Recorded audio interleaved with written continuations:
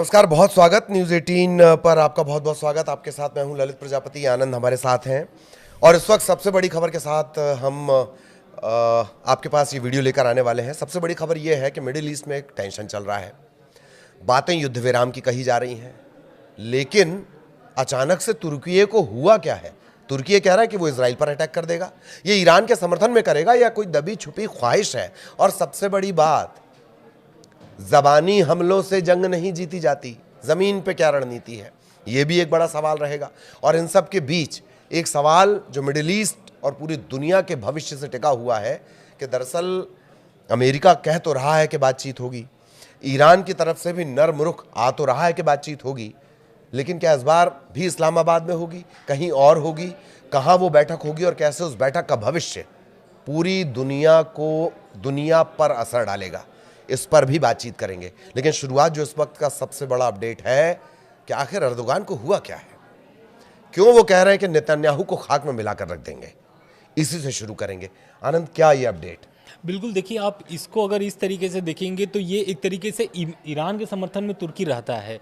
और ये जो एर्दोगन का बयान आया हुआ है, इससे ये स्पष्ट हो चुका है कि वो जो बात कह रहे हैं वो खुले तौर पर एक तरीके से ईरान के समर्थन में तो है, लेकिन अमेरिका का इसमें टेंशन भी बढ़ सकता है। इसलिए क्योंकि जो रिसेप तैयब अर्दोगान हैं, उन्होंने स्पष्ट रूप से बोला है कि अगर ये युद्ध इसी तरीके से चलता रहा, जो ईरान और इजराइल के बीच युद्ध चल रहा था, अगर वो चलता रहा और अगर सीज़फायर नहीं होता तो तुर्की भी इजराइल पर हमला कर सकता था।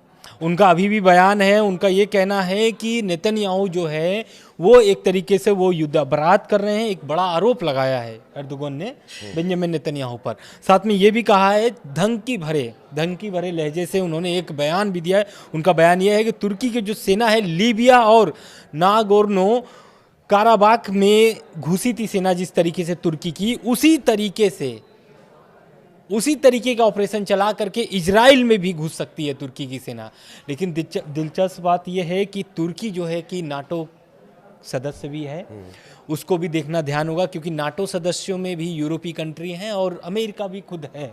तो ये समझना जरूरी है, क्योंकि एक तरफ अमेरिका इजराइल को खुले तौर पर समर्थन कर रहा है, साथ में जंग भी लड़ रहा है और बातचीत भी खुद ही बैठ करके कर रहा है। फिर से बातचीत की तारीख आने वाली है, मैं आगे आपको बताऊंगा कि उस पर क्या अपडेट है। लेकिन महत्वपूर्ण बात तुर्की को लेकर की है। तुर्की अगर हमला करता है तो वो किस तरीके से हमला करेगा? देखिए, 3 तरीके होंगे, 3 चरण होंगे। पहला तो ज़मीनी हमला, जो कि वो पॉसिबल इसलिए नहीं है क्योंकि जो उनकी सीमा है इजराइल और तुर्की से जुड़ा नहीं है, सटा नहीं है। उनके बीच में आता है आपका 2 देश आते हैं। वो 2 देश जो हैं उसके कारण से 600 से 800 किलोमीटर की हवाई दूरी भी है। और अगर हम समुद्री अटैक की बात कर लें तो वो भी पॉसिबल नज़र नहीं आता है। तो ये जो हमले करने की बात कहें तो ये हमले किस तरीके से और कैसे हमले करने की बात कर रहे हैं ये जो अर्दोगन है, तो इसके बारे में हम आगे बताएंगे कि इसका कारण क्या है। बिल्कुल, तो ये प्रैक्टिकलिटी की बात दरअसल आनंद कर रहे हैं। 2 मुल्क हैं, छोटे मोटे नहीं हैं, ये एक पड़ता है सीरिया और एक लेबनान। यहाँ पर सैनिकों को सपोर्ट मुहैया कराना, अगर आप जमीन से जाने की सोच रहे हो, इज इट पॉसिबल? संभव नहीं है। एक आनंद ने जिस बात का जिक्र किया कि भैया 600 से 800 किलोमीटर की हवाई दूरी, सबसे ज्यादा मजबूत एयर डिफेंस सिस्टम है इजराइल के पास। क्या ये प्रैक्टिकली पॉसिबल है? 2 बात। तीसरी बात, नागोर्नो काराबाख का जिक्र आपने किया। किसी कबायली, किसी उग्रवादी समूह, किसी गुट को, किसी विद्रोही को, किसी चरमपंथी को मारना, अटैक करना अलग बात है, और इजराइल को मारने की बातें करना वो एक अलग बात है। ये आनंद जिसका जिक्र कर रहे हैं, फटाफट मैं आपको बता देता हूं। नेटो का आनंद ने कहा, नेटो में अगर आप पर हमला होगा तब तो पूरा नेटो एक है, पर आप किसी पर अगर अटैक करेंगे तो क्या वाकई नेटो आपके साथ आएगा? ये एक सबसे बड़ा सवाल रह जाता है, क्योंकि ये बना ही ऐसा है, डिफेंसिव अलायंस गठबंधन है। आप पर हमला होगा तब नेटो एक हो जाएगा, लेकिन आप अगर किसी पर अटैक करेंगे तब। और वैसे भी नेटो को लेकर बहुत ज़्यादा ये जो मिडिल ईस्ट टेंशन है, इसके बीच तमाम जो स्थितियाँ वो आपने देखी हैं। भयानक आर्थिक संकट से ये गुजर रहा है कौन? तुर्की। और इसकी मुद्रा का नाम भी बड़ा अच्छा है, लीरा। थोड़ा रोमांटिज्म का आपको एहसास होगा। लीरा इसकी मुद्रा है, रसातल में है। स्थितियां ये हैं, और किसी भी देश को युद्ध लड़ने के लिए हजारों करोड़ डॉलर्स की जरूरत होती है, बहुत छोटा युद्ध अगर आपको लड़ना है तो। ये स्थितियां हैं, लेकिन एर्दोगान जो है वो बार बार लीबिया और काराबाग का जिक्र कर रहे हैं। ये अजरबैजान आर्मेनिया युद्ध है, और रेगुलर आर्मी इसमें तुर्की ने नहीं उतारी थी। रेगुलर आर्मी जब आप उतारते हैं तो नुकसान ज़्यादा हो जाता है, ठीक है। रेगुलर आर्मी नहीं थी, इसके पास एक बायर कतार TB2 ड्रोन है इसके पास, उसके जरिए इसने हमला किया था। सैन्य सलाहकार और भाड़े के लड़ाके पैसे के लिए लड़ते हैं, धूमधाम धड़ाम। वो देश के लिए नहीं लड़ रहे होते हैं, उनके लड़ने का स्टाइल एकदम अलग होता है, ठीक है। ये तब आपने किया, और उसको आप अगर इजराइल में इंप्लीमेंट करने की कोशिश करेंगे, ये बिल्कुल भी थोड़ा सा हास्यास्पद लगता है। तो ये तुर्की कर क्यों रहा है, अब आनंद आपको समझाएंगे। इसी क्रम को देखिए हम बरकरार रख रहे हैं कि आपने एक बड़ा बयान दिया, तो क्या आप डराना चाह रहे थे, कोई धमकी देना चाह रहे थे? और जो बातें आप कह रहे हो कि हमला कर देंगे, हमने तो तीनों जगह से बता दिया, हवाई हमला, ज़मीनी हमला, समुद्री हमला। अब इसके अलावा कोई नई टेक्नोलॉजी आपके पास आ गई, जादू मंत्र जिन्न वाली, उसके बारे में हमें नहीं पता। लेकिन दरअसल ये कहाँ क्यों जा रहा है, क्या है इसके पीछे, ये आनंद डिकोड। बिल्कुल, देखिए दरअसल हुआ क्या है कि एर्दोगन बयान इस तरीके से दिए हैं क्योंकि उनको भी पता है कि इजराइल पर हमला करना इतना पॉसिबल तुर्की के लिए नहीं है। और अगर वो नाटो का सदस्य हैं और अगर ले रहे हैं नाटो को, अगर ऐसा वो सोच रहे हैं कि अगर हमला होता है तो नाटो उनके सहयोग में होगा, तो ये बहुत गलत फहमी में है। क्यों? क्योंकि देखिए आर्टिकल 5 क्या कहता है, जो नाटो के आर्टिकल 5 है वो ये कहता है कि अगर किसी सदस्य देश पर कोई हमला करता है तो पूरा नाटो उसकी मदद करेगा। लेकिन अगर तुर्की खुद आगे बढ़कर इजराइल पर हमला करता है तो नाटो तुर्की का साथ नहीं देगा, उल्टा अमेरिका और यूरोपीय देश तुर्की पर इतने भयानक प्रतिबंध लगा देंगे कि देश बर्बाद हो जाएगा। तो ये तो स्पष्ट हो गया है कि नाटो इनके समर्थन में नहीं आने वाला है। दूसरी बात, ये ऐसा बयान दे क्यों रहे हैं? तो ये बयान इसलिए ऐसा दे रहे हैं क्योंकि इनकी राजनीति हित है, इसमें राजनीति लाभ है, इस कारण से वो दे रहे हैं। ईरान के जो सुप्रीम लीडर हैं, या फिर जो मारे गए सुप्रीम लीडर थे आयतुल्लाह अली खामनेई, या फिर उनके जो बेटे हैं मुस्तफा खामनेई, वो अगर वैसा बनना चाहते हैं एर्दोगन, तो उनके लिए बहुत कठिन परिस्थिति सामने आ सकती है, या फिर उनको वैसे तैयार होना पड़ेगा जैसे ईरान तैयार हुआ है।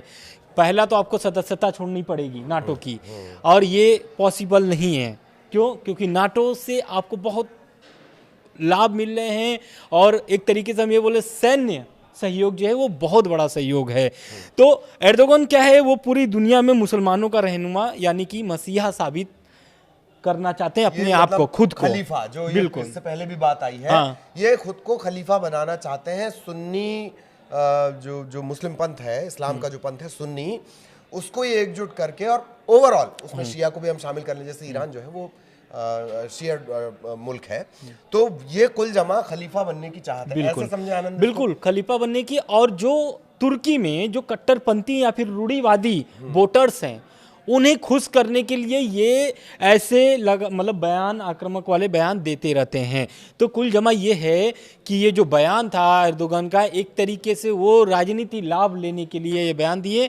वो सोच रहे थे ये जो आग फैली हुई है उसमें रोटी सेक करके निकल दिया जाए।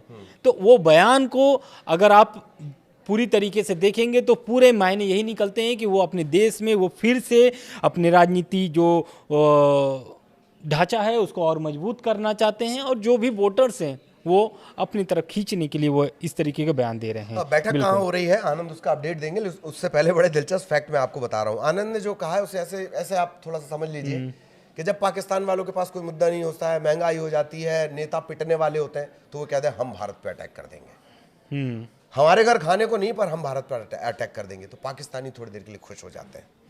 एर्दोगान अपने उस कट्टर वोट बैंक के लिए कुछ वैसी कोशिश करते नजर आ रहे हैं, लेकिन खलीफा बनने की इनकी चाहत बहुत पुरानी है। इस बार भी जो ये कोशिश कर रहे हैं, इसमें इस्लामाबाद को भी, यानी पाकिस्तान को भी शामिल कर रही है, ठीक। उसके जरिए ये एक ट्रायंगुलर बनाने की कोशिश है, ताकि ईरान का जो घटता प्रभाव है उसमें ये अपना जुगाड़ लगाएं और नए खलीफा बन के हो जाएं। लेकिन गुरु, खेल ऐसा नहीं है। इजराइल को सबसे पहले मान्यता देने वाला मुस्लिम देश तुर्की है, ठीक। 2010 के आसपास तुर्की कि कुछ सैनिक संभवतः मारे जाते हैं, सैनिक या कुछ लोग मारे जाते हैं इजराइल के हमले में। तब से संबंध खराब होना शुरू हो जाते हैं, संबंध लगातार खराब हो जाते हैं, बयानबाजी लगातार बढ़ती जाती है। लेकिन युद्ध इसलिए नहीं हो सकता, संबंध खराब है, बयानबाजी चल रही है, एर्दोगान कुछ कह रहे हैं, नेतन्याहू कुछ कहते हैं। दरअसल व्यापार भी चालू है, कूटनीतिक संबंध भी चालू है, और अंदर खाने से दोनों एक दूसरे को मदद भी करते रहे हैं। ये बयानबाजी विशुद्ध रूप से खलीफाई और अपने खसकते जनाधार को बचाने की कोशिश है तुर्की की, और खासतौर पर एर्दोगान की। लेकिन अब जरा टर्न करते हैं उस बैठक की तरफ जिस पर सबकी निगाहें, जिस पर दुनिया की निगाहें, जो दुनिया को प्रभावित कर रही है कि ईरान और अमेरिका फिर से एक मंच पर आ रहे हैं कि नहीं आ रहे हैं, तो कहाँ वो बैठने वाले हैं, उससे जुड़ा क्या कुछ अपडेट है आनंद? बिल्कुल, देखिए दरअसल अमेरिका ईरान फिर से बैठने के लिए तैयार हो गए हैं, और दोनों देशों के जो डिप्लोमेट हैं वो इसकी बात की खुद पुष्टि किए हैं। दरअसल आपको भी पता है कि जनेवा में बैठक हुई थी हमले के पहले, ईरान में प्रोटेस्ट हो रहा था, उसके पहले बैठक हुई थी जनेवा में, और उस दौरान भी बात नहीं बनती है। इस्लामाबाद में 21 घंटे की बैठक होती है, उसमें जेडी वेंस भी पहुंचते हैं लास्ट में, लेकिन बैठक भी वहां पर बेनतीजा रहता है। लेकिन देखना दिलचस्प बात यह है कि जो अब बैठक होने वाली है वो जनेवा में होगी या फिर इस्लामाबाद में होगी, इसकी अभी पुष्टि नहीं हुई है। लेकिन एसोसिएट प्रेस की रिपोर्ट के मुताबिक अमेरिकी अधिकारियों और एक मध्य देश डिप्लोमेट ने पुष्टि की है कि दोनों देश जो है कि फिर से एक ही मंच, एक ही मेज पर बैठने के लिए तैयार हो गए हैं।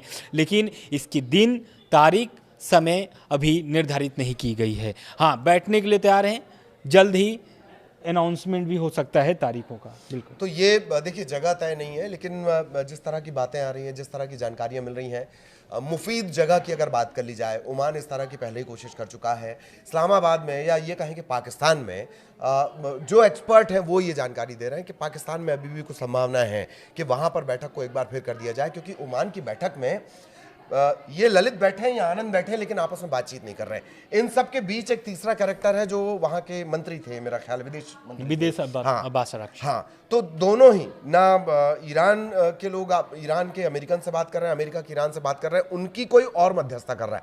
कम से कम ये बात तो है कि इस्लामाबाद, जो पाकिस्तान में बैठक हुई उसमें आमने सामने तो रहे आप, एक मेज पर तो रहे आप, जबकि ओमान में इस तरीके से था ही नहीं।